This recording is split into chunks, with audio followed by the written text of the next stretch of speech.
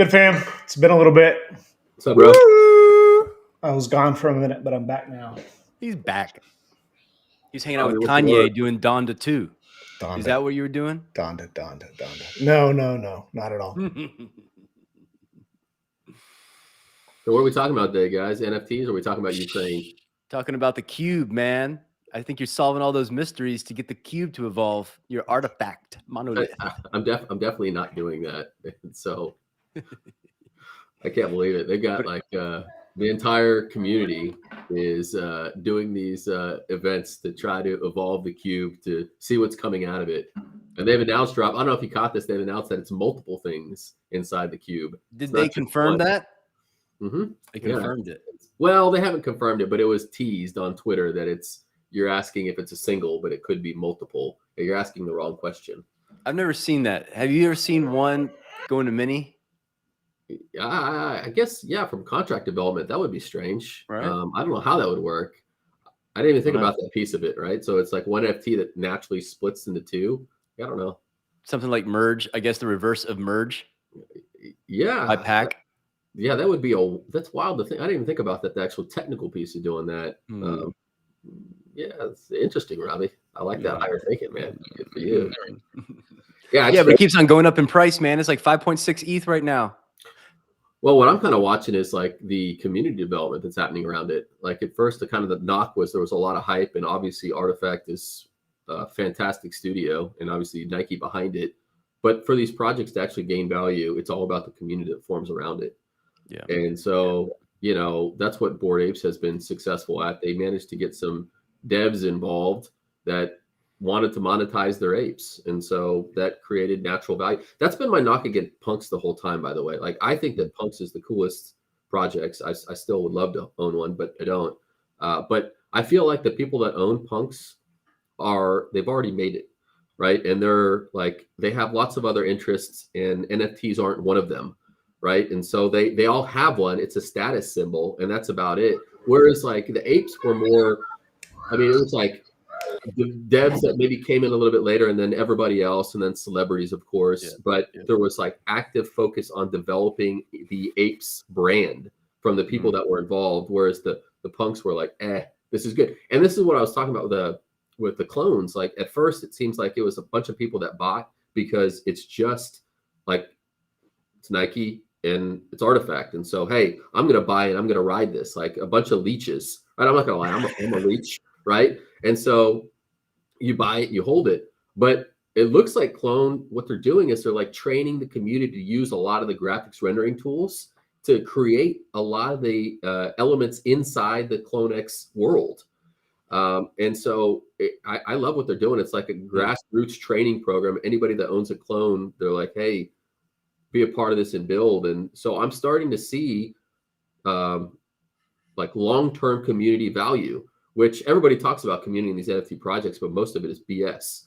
But we're actually seeing it happening in the clones. So now you're going to couple community with Nike, with Artifact, and I'm sorry, Bored Ape Yacht Club, here we come.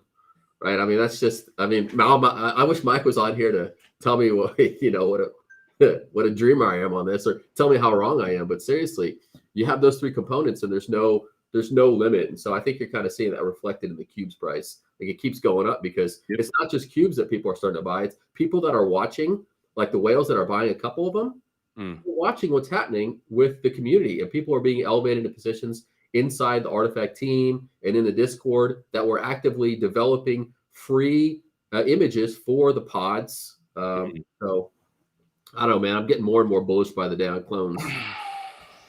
Well, I know Mal's over here taking up puppet bags, but hey, listen. He has one too. He has two. Listen, name another project that has those three. I'm just going to pretend, Mal, you're going to have to play Mike. Name another project that has the legacy money, Nike. It has the Web3 studio Artifact, and then actually has a real community that's building around the project. Bored Ape Yacht Club. Oh, where's the legacy money coming from? Doesn't matter. You could say Adidas a little bit, but that's like they. Here's the thing. Bored Ape Yacht Club has moved 406,000 Ethereum volume traded. Okay. 406,000 Ethereum. I get Crazy. it. Hey, listen, and Clones has been around what, maybe a fraction of the time, 20% of the time, and they've moved what, 200,000? I mean, you're talking about like no. So then there's Bored Ape Kennel Club that's moved 64,000. Okay, how much has Monolith moved? How many of the vials? Then there's the Mutant Ape Yacht Club, which has moved 250,000. Okay, how many have the space pods? The AirPods moved for Clones. Like you got one and I got one. Every time you say something, I got one. And by the way, mine's cooler. Okay. What does that have to do with like anything? I'm just All saying. I know is you want to talk about three things. You want to talk about Aku, Clone X, and Looks Rare. No, listen, That's it. We'll talk about. I'll talk about my bags. I'll talk about this. Bored Ape Yacht Club is the second biggest project of all time, right? Yeah. And CryptoPunks are still twice as far ahead in terms of total volume. Yeah. CryptoPunks is going to pass over 1 million ETH in volume. The fourth biggest project all time is Mutant Ape Yacht Club at 250. Mm. The seventh biggest project of all time is Clone X at 131. Yeah. And here's the fun fact: the eighth, and by the way, there are 18,900 Clone X. Wow. There are only 10,000 Bored Ape Yacht Club. The number 8th biggest project, right behind Clone X, only 10,000 ETH behind, is Azuki. And they only have 10,000 Azukis. And it's 121,000 ETH. Yeah. Legacy media, legacy investment doesn't do it, right? It's like, I think like you have to go back to like the core components of what look, I've got a Clone X. I want Clone X to be successful. But like I also don't want to be like, this is the future. This is the thing I'm learning is that it's just like, the number of S&P 500 companies that are still on from 1960. I think it's like 4, right?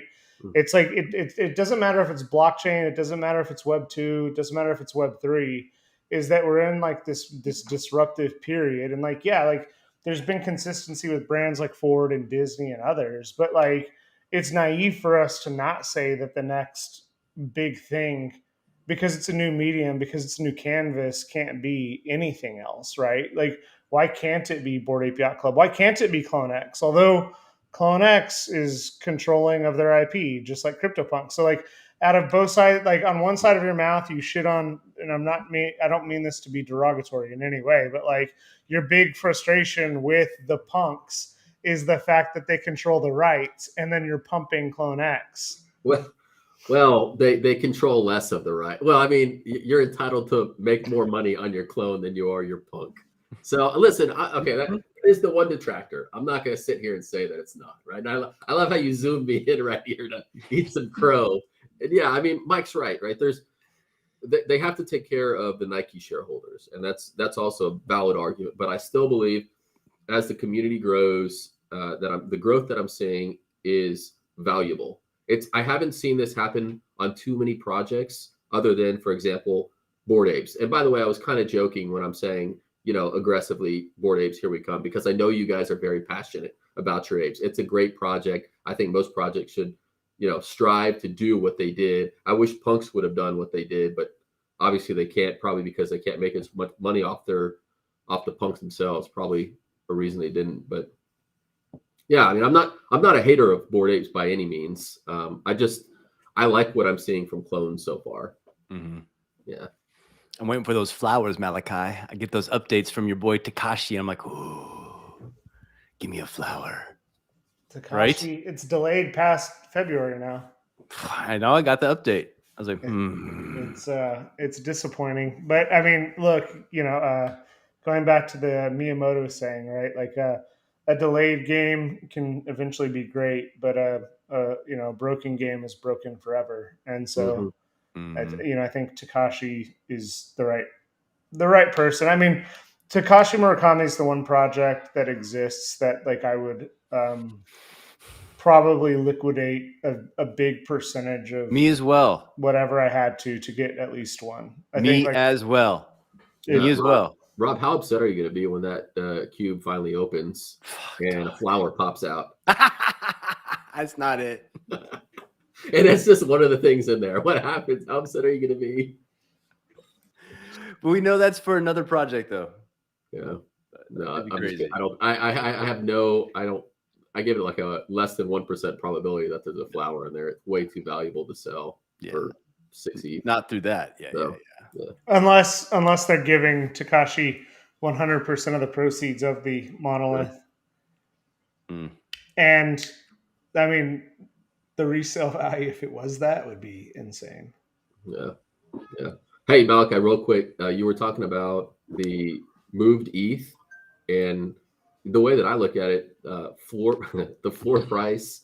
I like to look at projects based on their market cap of floor price. I mean, that's kind of screwy because some of these have really big, I guess, differences between the top and the bottom, the floor and the really rare pieces.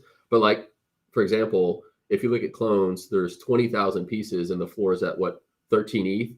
So it's got, the project itself has got a much higher valuation than Azuki, which has got 10,000, right at about the same ETH costs. So when, I don't know, it's just how I look at the value of the market is assigning particular value to it. So you have to think about, it's not a negative. It has 20,000 and it's basically the same cost. It's a positive.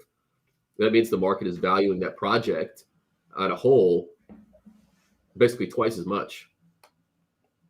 Yeah, I mean, you could make that argument, but there's also twice as much volume, right? Like, what would the price of your argument essentially is that if CloneX only had 10,000, it'd be priced in, and the floor price would be much higher. Exactly. In all likelihood. Yeah. I mean, there's two thoughts here, like, and this is like the tough piece, and like we need to get Paper D back on. I'm such a huge fan of his and what he's doing. I hope to see him in Colorado in a few weeks, but and I want to talk about the Mutant Ape Yacht Club because Bankcore and all that type of stuff is kind of crazy. But for me personally, I think that the fact that the floor price matters until it doesn't, right? I think like the supply and demand aspect of kind of where we're at in this cycle. I think long term, obviously, I think a bigger supply provides a bunch of upside, right? Like with the Mutant Ape Yacht Club, like it's still. Mutant Ape Yacht Club has more than CloneX, and its floor price is higher than CloneX too, right? And like objectively, some of those don't look good. I think we're entering this period, and you're hitting the nail on the head, where it's speculation on projects, right? Like, and if you look at the distribution of owners, and I don't have that data readily available, it's like if 10,000 people owned 10,000 Bored Apes and 18,000 people owned Mutant Apes. None of them were Bored Apes, and 16,000 or 18,900 people owned CloneX, and they're all 100% distribution. Like, that's real power, right? Yeah. Like that. Like when you think about it, it's like a lot of this stuff is pure speculation that are a bunch of people that are ETH rich that are placing a lot of bets. So. And there's also a ton of market manipulation still that's going on in the market. So it's tough to guess and speculate. It's like, yes, of course you bet on Nike's first NFT. Yes, of course you bet on Artifact. Yes, of course you bet on Takashi Murakami. Like objectively, CloneX isn't a bad bet. Like it's not at all. But like my new. Well, you can't say that, but you can. I mean, like, and I don't mean to keep bringing it back to this, but like, no one's even paying attention to the fact that like Tom Bilyeu for the last 5 years has been talking about building the next Disney, right? And he got eviscerated with the Mary Mods project, right? Like everyone's pissed, like they're being silly. You know what Tom Bilyeu did? He hired the former, like his new CMO was like one of the quintessential people at Disney for the last 20 years. And like, this is just under the radar and like NFT land. The fact like this guy works for DC This guy works for Warner Brothers, running like their physical division. Like when you think about like what's happening in this disruption in digital ownership, which is like if we could rename NFTs digital ownership, that's what we should do. Hmm. But okay, you want to be the next Disney, and you hired arguably one of the top 10 people in the world that knows anything about physical ownership, about eyeballs on the Disney Channel, from like Boy Meets World all the way through like DuckTales and Alvin and the not Alvin and the Chipmunks, but Chip and Dale's. Like this guy is now purpose built to build NFTs with impact theory. So like these are the things people should be focusing on. It's like Hmm. placing bets, diversification. Like, yeah, if you have the money, get an ape, get a punk, get a clone X, get an Azuki, get your V friend, and get into impact theory. But most people can only place bets on one or two at a time. Yeah, I like your point about the distribution. I think that's huge too, right? I'm still waiting for a project to actually, and like obviously Punks has been around the longest. So, as ownership changes hands, basically the guy that bought it is theoretically anyway, he's buying it and that's the new floor for that item, right? I mean, he's buying it knowing the price he's buying it at, and then the next guy buys it after him. And if it's not just 100% speculation, that floor rises. This is just talking about price, not really project future, but the value associated with price. So it keeps on switching.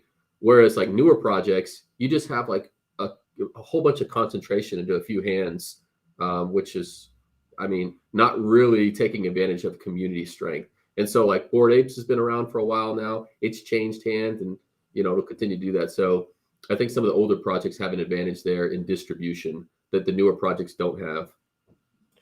I mean, like, and I know we want to talk about the market. We want to talk about a lot of different stuff that's going on right now. And by the way, if y'all know any artists from Ukraine, I've been blasting it on Twitter. Like any artist that's an NFT artist from Ukraine that's not that has a moment to answer a couple questions, we will feature them on NFTCulture.com. I like this is just objective. Anyone who's trying to get their art out there to pay bills because bank accounts are all screwed up right now. Anything that we can do for them, definitely want to do it. I don't want to make this about that right now. I think we should focus in and do an episode just on that.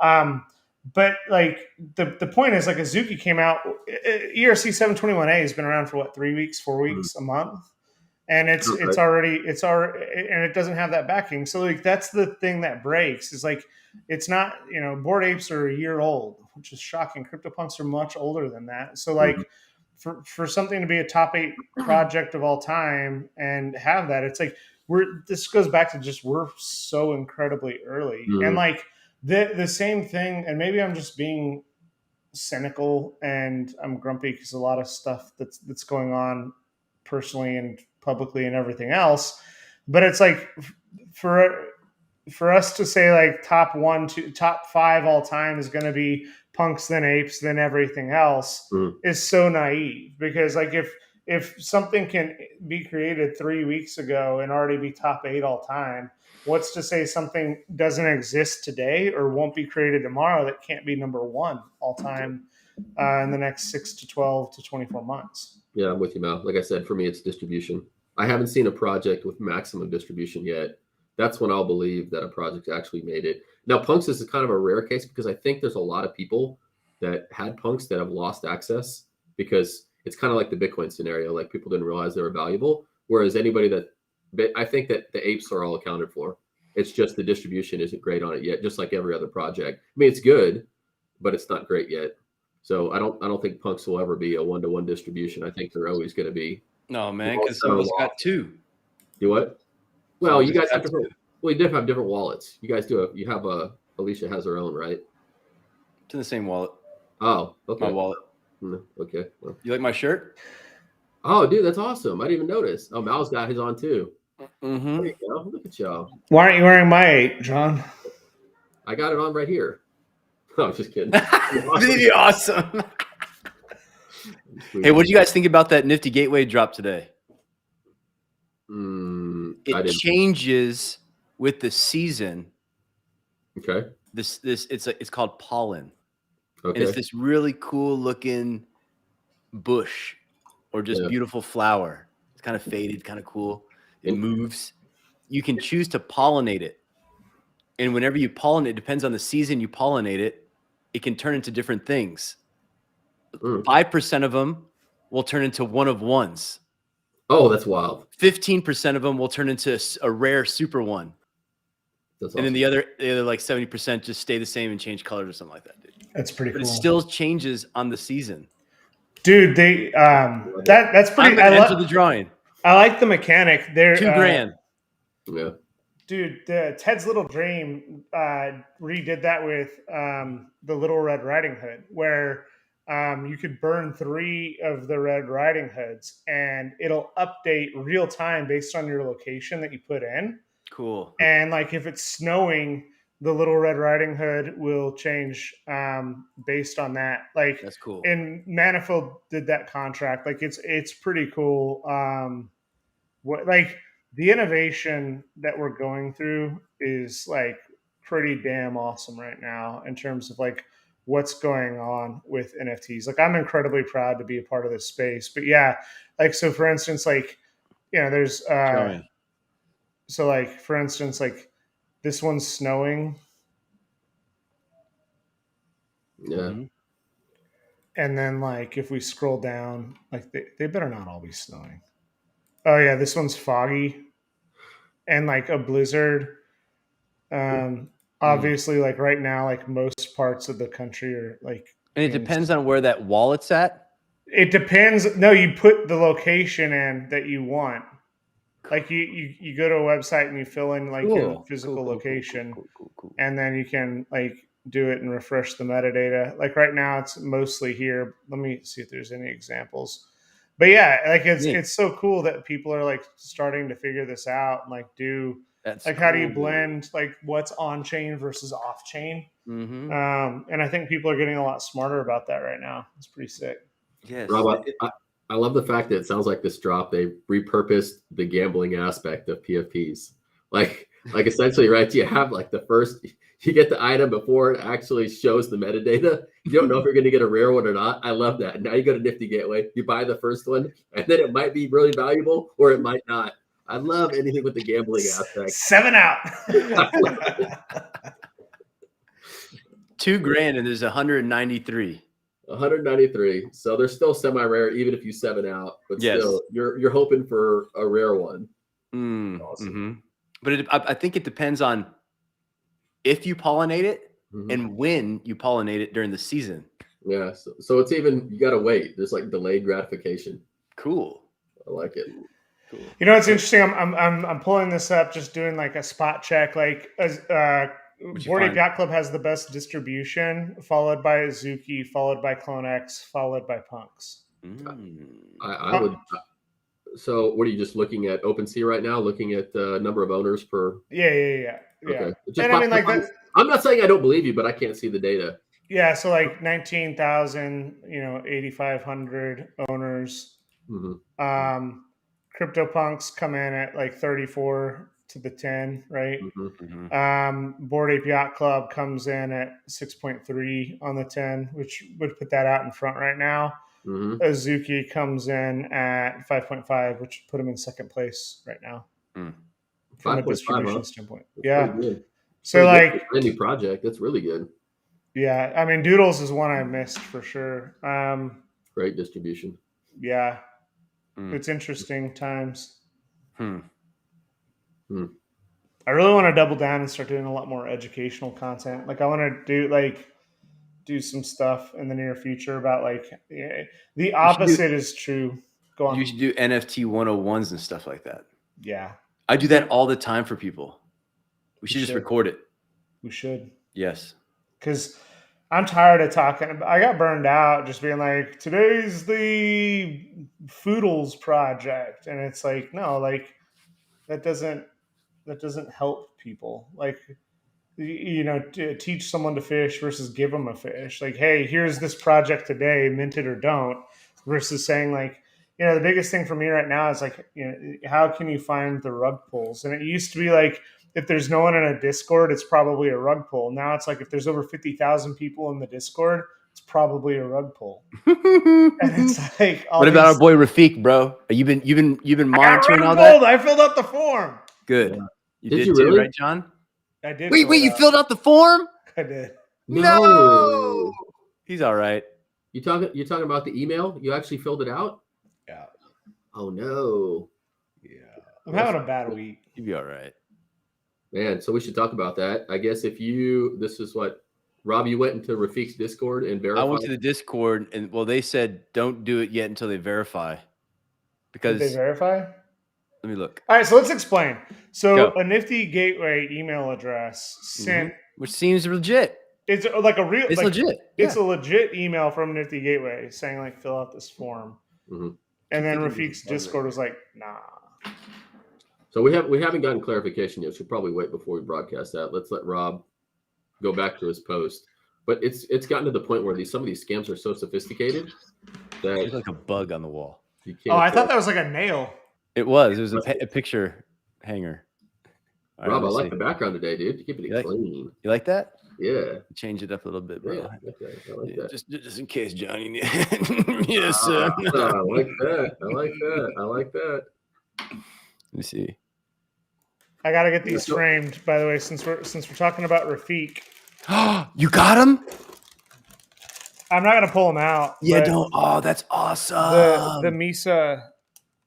Awesome. So on Misa, which I got critiqued for criticizing. Wait, we can't hear you. We can't hear you. He clicked the mute button on his mouse. I got critiqued pretty heavily for critiquing Rafiq, and everyone here knows we're massive Rafiq fans. But he did that drop on Misa art, and if you bought it was $1,000 each, and if you bought all three, you got physicals. And so my physicals just arrived for that, and I'm really looking forward to getting them framed. And they probably won't be in here. I'll probably put them somewhere else in the house. But yeah, Rafiq's doing it all. Like, even though like I get frustrated with like the amount he's doing cool creative stuff like to provide value. Yes. Yeah, the only thing that bugged me was that he was taking collectors to platforms that people weren't used to. And like the coolest one was the one that he did, the MoMA, where it was $100. And I remember I was going to go just buy a ton of them because it was $100. And I'm like, a Rafiq for $100 that actually is animated. Like, that doesn't make any sense. And I understand that there was a ton of them, but it doesn't even make any sense to begin with. And so I went to the site, and then the site asked me for all sorts of data. I couldn't just use my wallet and connect to it. And I'm like, no, I'm not doing this. Yeah. So then I didn't do it. Now the dang thing is, Rob, what's the latest? One ETH. This thing cost $100, and I was. I got 3 of them. $100. Sob stories. Yeah. I continue in this NFT. But I'm waiting for them to confirm what that email was. No one's confirmed it on Discord. They're admins. The only thing that makes me think it's credible is that we all got the email and we all had them on Nifty. So I'm thinking maybe it's credible, but then also that might just be somebody's looking at it and saying, everybody that has one on there, I'm going to send them an email and then scam them. Yeah, but they'd have to have your email address. They have to get your email address. Yeah, I guess that's right.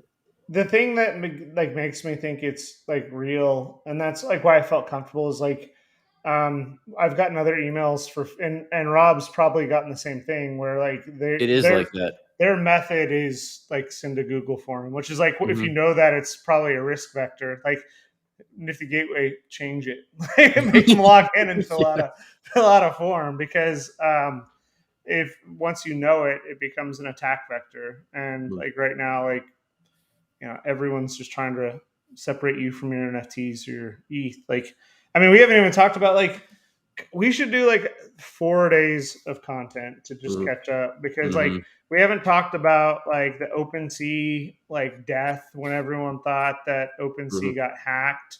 We haven't talked about did you guys see the latest? What the heck is that? Latest what? Something messed up. We haven't talked about the fact that you can connect your wallet now to Nifty Gateway. We haven't talked about the bad boy new mutant that got minted, the M3 serum. which like, and I don't know, like John, you're the guy that comes from like altcoin world, but you know, Guy Benartzi, like was involved in it, and you know, he was involved in Bancor, like predating Uniswap, Sushi Swap, like Yeah. big part of liquidity. He basically doxed himself like during the whole process. Like, there's so much cool stuff that's going on right now, and we just got to find a full-time host. Yeah, that's I didn't know that. The guy behind Bancor was actually one that did the mutant, the mega mutant. He did the latest mega Oh, mutant, yeah, the 10x news too, man. That's big. That's big news. Did y'all catch this? No, No, what? news? So one of the co-founders of 10x was Laura Shin just put out an article, or I guess a book. Was it an article or a book? I can't remember. Where they detail, she has proof and evidence of who the DAO hack was, which is crazy. And it was one of the co-founders of 10x. So, you know, I'm not sure if it's, you know, 100% true or not, but they say it's irrefutable. And lots of people are starting to comment about that. That's crazy. Like, we're talking about the ETH Classic split hack. So that's like somehow got I don't know. I figured it'd be bigger news. I mean, it was big news. Don't get me wrong, but it kind of blew over pretty quick, I guess, because all the other stuff that's bigger than crypto happening right now kind of buried it.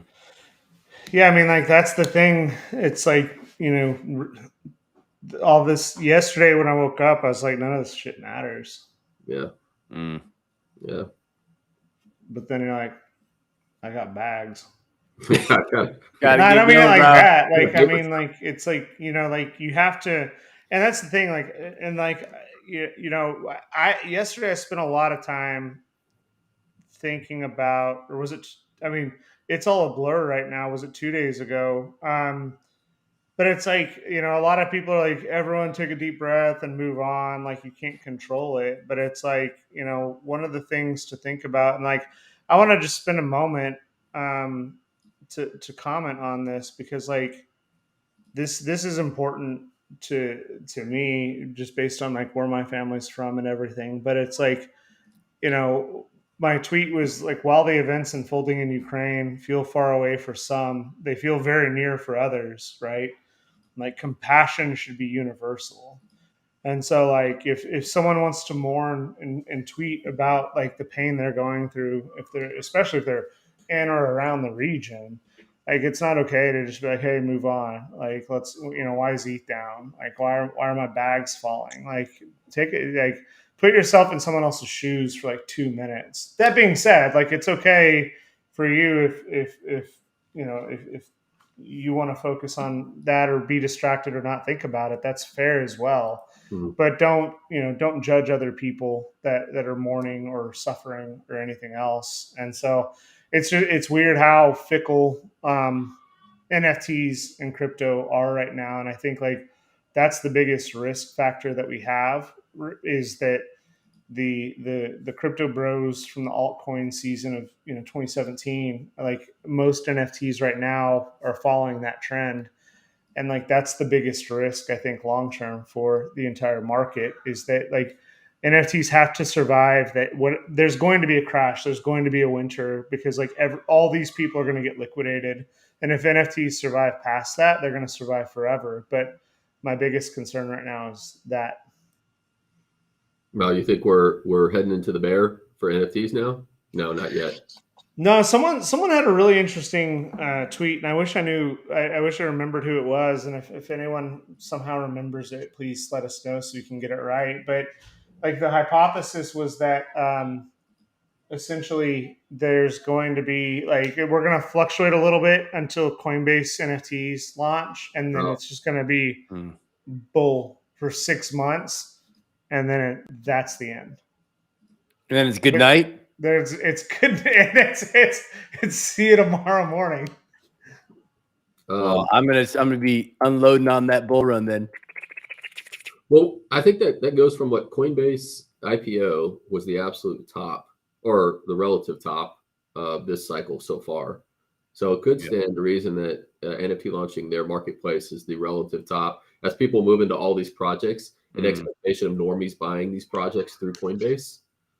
Yeah, I could see that, but I don't think it would rage for 6 months. I think that would be the relative top. Be like, whoosh. You think the top is when Coinbase? The only thing that's interesting for me is that the complexity of wallets is like people want NFTs, but they're not willing to educate themselves into the wallet aspect of it, and that's the tough. Yep. No, I understand that. That's like the biggest barrier for most people when I talk to them too. They're like, MetaMask, like wallet, what? It's like, yeah. Rob, I think Coinbase will be big. Did you qualify for that? What was that new marketplace that launched? Anybody know the name? Was it D2 X2 or DYX2? R2B2? No, it was something. C3PO? No. Yeah, it was like a new looks rare. I don't know. I was going to wait and ask Mal, but I guess he got taken away. Hey man, are you into that cyber brokers? Do you know about that project? No, I know about it, but I didn't make the whitelist, so it's not on my radar. Yeah. I feel like that's a trend now. A lot of the good drops is the whitelist is so hard to get onto that it's like, if you don't know, they're not even going to have a public mint. There's no public mint. It's only whitelist and it's done. Yeah. So I was like, that's pretty cool. Who's the artist behind that? She's super famous, huh? What's her name? Yeah, Josie. Okay. Yeah. No, I didn't make the whitelist for that, so not on my radar. I don't know if Malachi made it for him. X2Y2, that's what it was. X2Y2. Yeah, so they came out. The only reason I'm going to talk about this, Malachi's always saying I'm pumping my bags. Yes, I still own Looks. People put the tweets in who's still staking. I am. I'm free rolling still, so I'm not selling. I'm riding that sucker down to zero if I have to. But not financial advice. Yeah, not financial advice.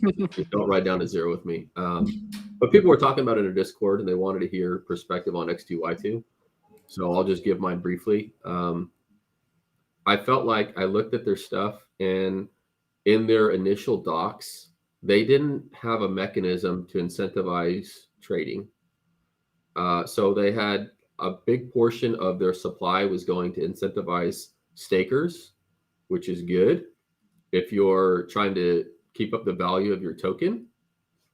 But to me, it made it seem like if they enacted something later for people to trade, that means that they didn't think critically about what it took to break a new product into a market, especially as an anon dev. So from the get-go, I said this for Looks. What they did was very, very clever, and which is why I'm still holding their token, which means their team is smart. When you have a market player like OpenSea that's as dominant as OpenSea is in the Web3 space, Coinbase is something different we can talk about later, but to try to unseat a dominant market player like OpenSea with a new project, you're essentially fighting one thing and one thing only, and that's trust. It doesn't matter if your product is better. There were years where the iPhone was the best phone in the market, and there were years where it was not from a technical standpoint. But nobody that used an iPhone really switched away, or that I knew switched away, because they didn't really care. The friction to change was too high. And so part of what I did in a previous life was break new products into markets with incumbents, legacy incumbents. I can tell you the friction is, you have to have something miles better to make that happen. And so how are you going to unseat OpenSea when the devs are anonymous, because they have to be, and the trust is not there. There's no reason for people to switch. You have to get them, you have to pay them to do that. And the only thing they can pay them in is the token. Now, how do you keep the token value up? You have to create wash traders. Like, it has to happen. You have to have a mechanism to create wash trading to do it. So, for me, it was always whether or not the Looks token would sustain enough value to make wash trading pay Looks stakers long enough for the history to be there for people to trust the platform. I disagree. So no, there's no way around it. If you think critically around it, there's no way around it. So you have to do this unless you're like a Coinbase person where you have an established marketplace an established customer base that already trusts you to trade on the platform. You can't break in new unless people are getting paid or there's some real reason to do it. And so, like, for me, it was clearly you buy it, and if the Looks stayed up long enough, the problem that Looks was always up against was that it is very easy to manipulate token price, especially with retail investors that don't think through their investments, right? So if you don't sit there and think about why the devs did what they did on Looks and what their motivations for were, it's very hard for you to have conviction to hold if anything goes wrong. And so a while ago, Malik had posted a tweet where somebody basically ran out and said, oh my God, the devs are selling their ETH. And that was known from the very beginning in the documents that these guys were going to be staking their Looks and getting paid, and that was their incentive to do so, right? And so they basically ran into a room filled with, let's say it was on fire, and they said, "Oh my God, fire!" Right? Like, yeah, of course. You yell fire in a movie theater. No, I mean, I disagree. It was like, but the problem is you saw that immediately when they did this. This person was a high frequency trader that you retweeted, by the way, and FTX has the ability to long and short Looks. This person, more than likely, with 99% certainty, had an open short on Looks on FTX, and as the market sold off, he banked. And so, but retail doesn't think about these things, and so it's very easy to manipulate people into selling, and the price started tanking. And whether or not that high frequency trader cared, he made his money. It doesn't matter, right? But it affects the long-term ability of Looks to succeed. Because I mean, here's the thing: is like there's like the DeFi, decentralized piece of society that zero trust is important and imperative. But there's also the aspects of like there has to be some certain level of accountability, right? Like there has to be some like, and this is a feature that can be created, like trust the truster. Like can we have a mediary that becomes a verified source? Say, okay, like, hey, we're not going to dox these devs, but they've been vetted, and there's some resource that goes through it and does it. Yeah. The issue that we have right now is that, like, yeah, like, and like, it's not just this token, right? It's NFTs, like the pumpers and dumpers of all these projects. This is the biggest thing that I'm frustrated about, and this is why I'm so excited. Like we're spending more time with Mad Pups, Concord, Fan3, Nifty Gateway, Maker's Place, like Bloom. We're partnering with like a lot of teams that are all docs that aren't like the influencers that can move markets and manipulate things. Like, and these people that are cashing out, making cash grabs, and doing all these things. This is why regulation is going to come, right? This is why like people should be fearful, because it is reckless. It is the Wild West. But that's not Looks though, Mal. I mean, I have to. Yeah, it is. No, yeah, like Tornado Cash, like it's like. But that's what I'm saying. This is what I'm talking about. It's three strikes. They literally took the money that they had made, which was everybody that read the document saw. That's how they were funding this project. Like the devs, they took nothing. I mean, it's still on them then to not. Then they should be out in front of it and communicating it. They did with documents. I mean, it was very clear with anybody that actually, when I looked at this, I read it, I said, this is very smart what they're doing. One person looked at this as a scam. I looked at this as a very intelligent way for somebody to get paid to do work on their project. Then they should have paid more in marketing to get out in front of it. Like they should have had a PR firm that communicates like, hey, this is when it's going to be withdrawn. This is how it's going to happen. These devs are going to take X%, and there's going to be regular tornado anonymization of transactions. Yeah, but and they should have. I mean, you do understand what they did, right? I mean, this is what I'm talking about. Like, they staked their Looks. They're Look stakers, just like me, just like you when you were staked, just like Mike. Anybody that bought Look could stake.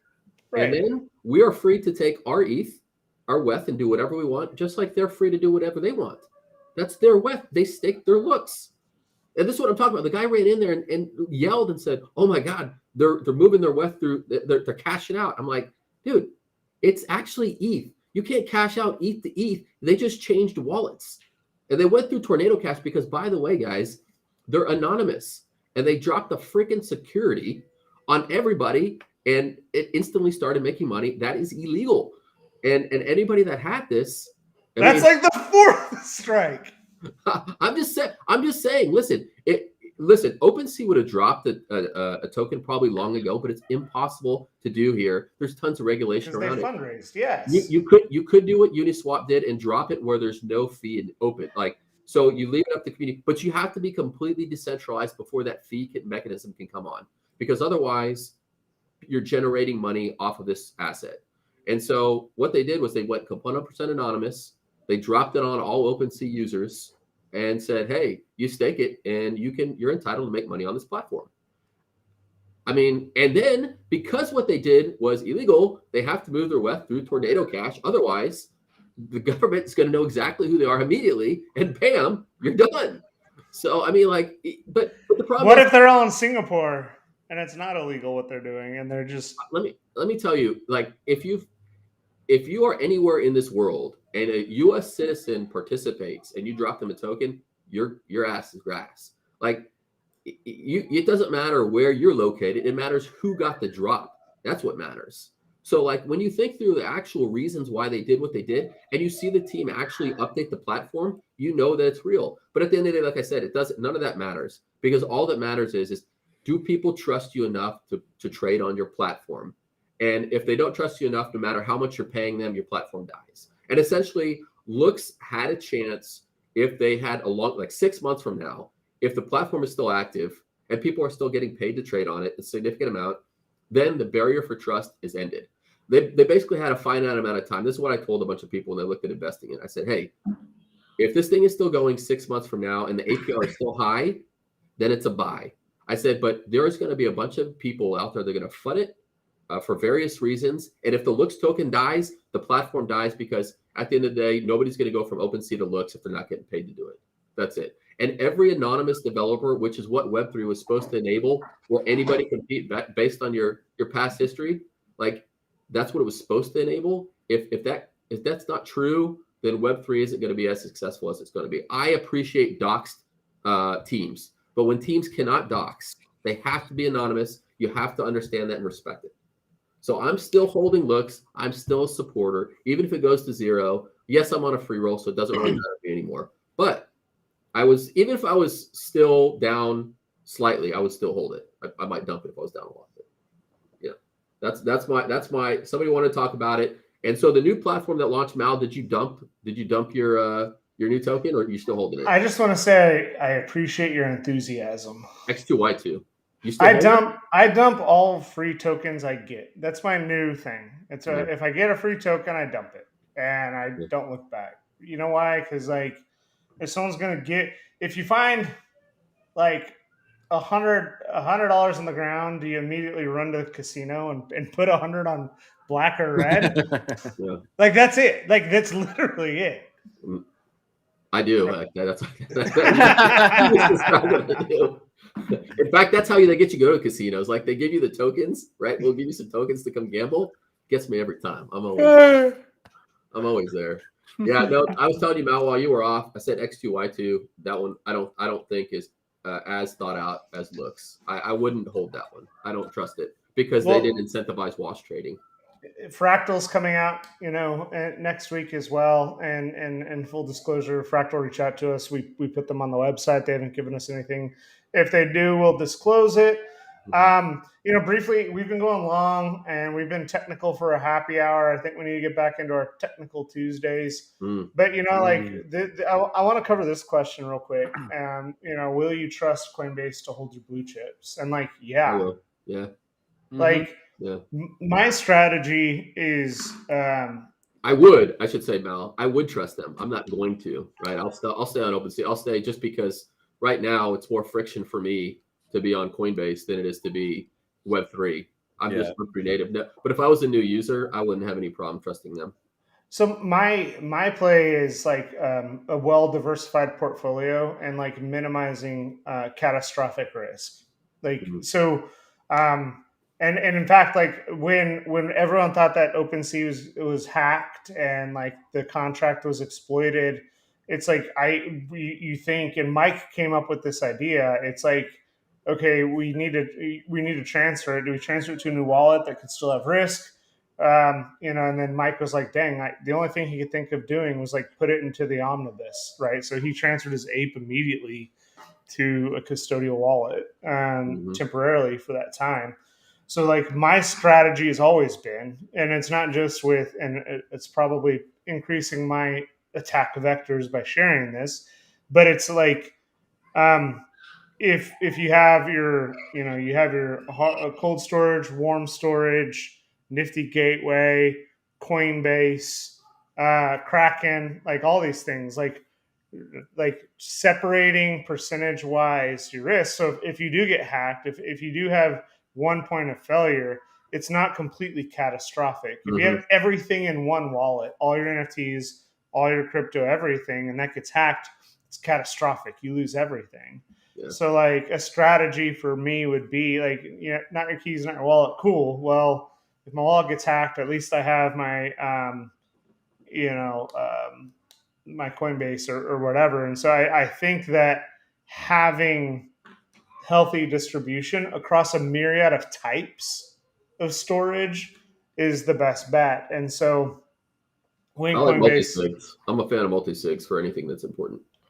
Because a lot of people are like, oh, the gas. And I'm like, yeah, but if it's really valuable, multi-sig for me is the way to go. I've spent over probably $600 listing and delisting my Azuki just because I'm trying to time the value of it right. Yeah. But it's like if it's worth 40, 50, 60, 100 grand, who cares, right? Because like it's worth timing it, it's worth listing it, seeing if it gets sold. So I agree with you completely. If something like, don't be penny wise and pound foolish, and I think like that's a lot of what we see right now. Yeah. Anything I think that's over 10 ETH in value is multi-sig automatically. So. Y'all want to do another one tomorrow? Go topic by topic? Let's do it.